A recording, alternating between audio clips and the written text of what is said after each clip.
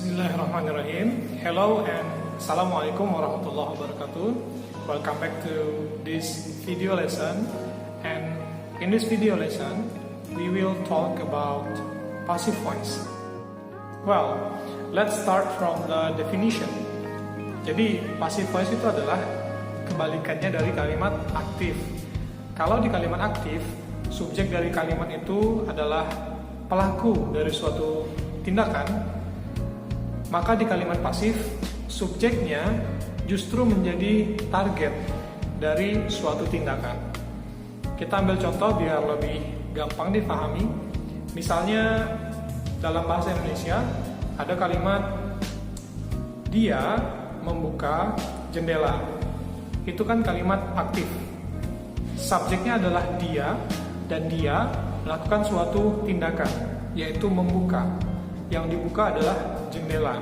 Nah, kalau kalimat pasif, subjeknya menjadi objek dan objeknya menjadi subjek. Maka kalimat pasifnya adalah jendela dibuka oleh dia. Subjek pada kalimat pasif ini adalah jendela, dan jendela tidak melakukan tindakan apapun. Justru jendela menjadi target dari yang dikenakan suatu tindakan, yaitu jendelanya dibuka. Baik, sekarang kita masuk ke usage atau penggunaan passive voice. Kapan sebaiknya atau kapan biasanya passive voice itu digunakan dalam suatu kalimat? Ada yang akan kita bahas, ada 3. Yang pertama adalah apabila subjek atau pelaku dari suatu tindakan itu tidak diketahui. Contoh kalimat, misalnya kalimat uang saya dicuri. Nah, kita kan tidak tahu siapa pelakunya, maka kita cukup katakan uang saya dicuri, dan itu adalah kalimat pasif karena kata kerjanya dicuri gitu. Jadi bahasa Inggrisnya bisa kita katakan my money is stolen.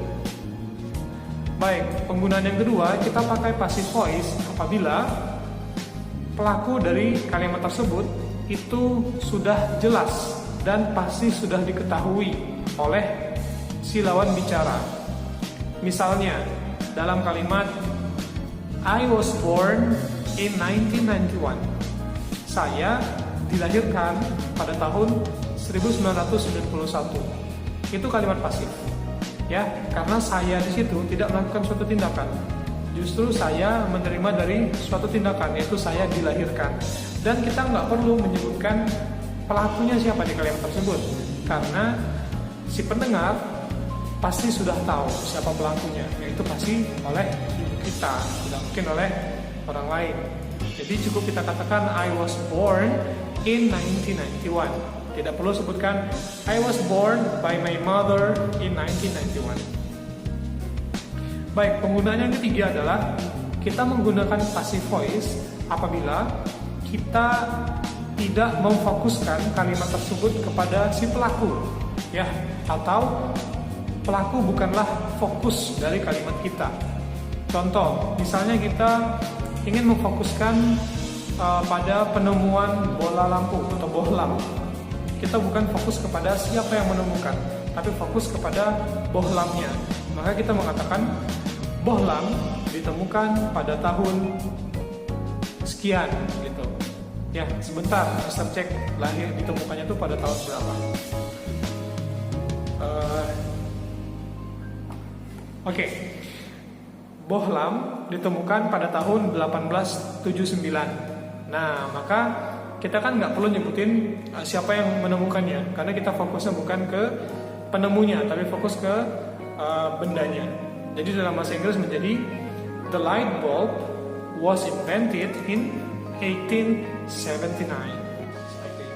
Sekarang kita bahas ke pola kalimat.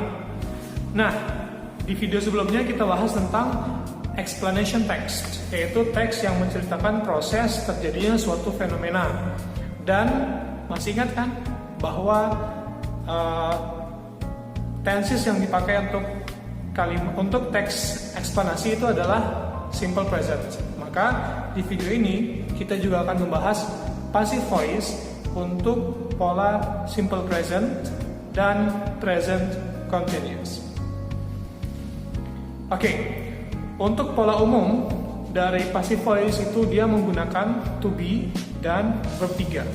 Ya, dia menggunakan to be dan verb 3.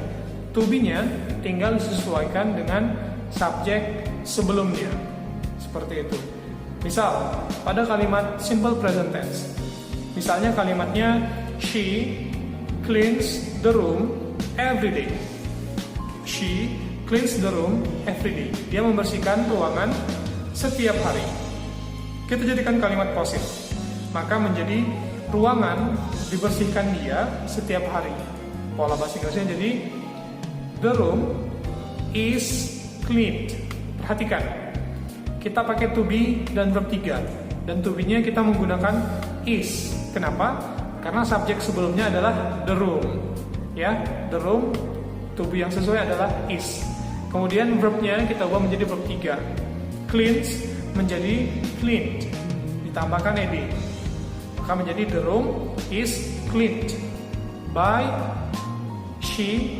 Karena she itu subjek, kita ubah menjadi objek. Maka she berubah menjadi her. Jadilah kalimatnya the room is cleaned by her every day. Seperti itu. Kemudian contoh kedua. Misalnya kalimatnya adalah careless driving causes many accidents. Mengemudi dengan ceroboh menyebabkan banyak kecelakaan. Nah, kita jadikan kalimat pasif. Maka menjadi banyak kecelakaan disebabkan oleh mengemudi dengan ceroboh. Maka kalimatnya menjadi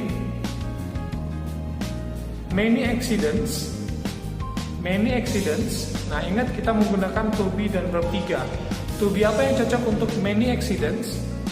Perhatikan, many accidents artinya banyak kecelakaan. Nah, untuk sesuatu yang lebih dari satu, kita menggunakan to be are. Maka menjadi many accidents are, causes itu verb 1, kita ubah menjadi verb 3, are caused by careless driving.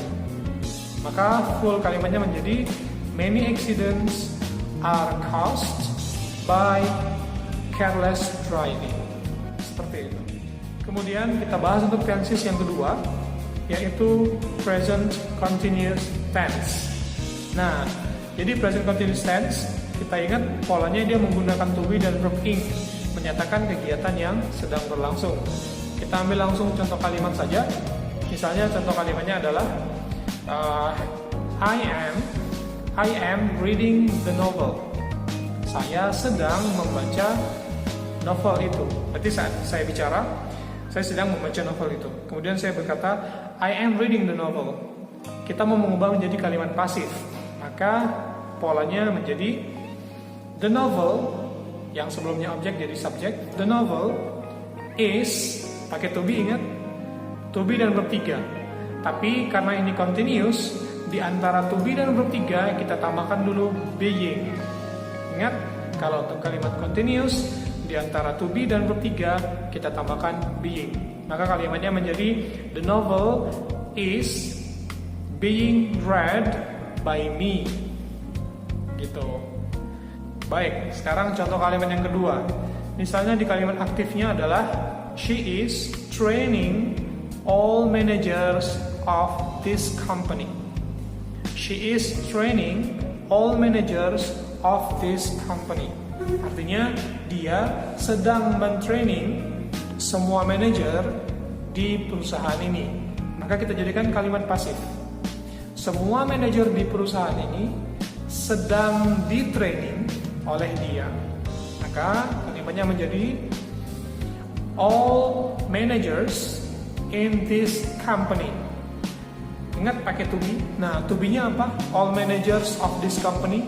Semua manajer di perusahaan ini. Artinya lebih dari satu. Maka to be yang dipakai are.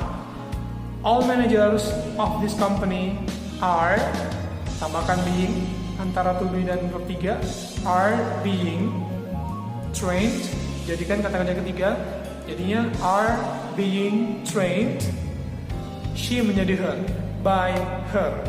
Maka full sentence-nya menjadi all managers in this company are being trained by her. Nah, seperti itulah pola kalimatnya. Sekarang kita masuk dengan sesi diskusi. Silakan ditanyakan di grup kita apa yang belum dipahami. Dan seperti biasa setelah itu saya akan berikan contoh-contoh soal di Google Form-nya. Nanti linknya akan saya sertakan. Dan mudah-mudahan I hope you can understand this explanation. Thank you. Assalamualaikum warahmatullahi wabarakatuh.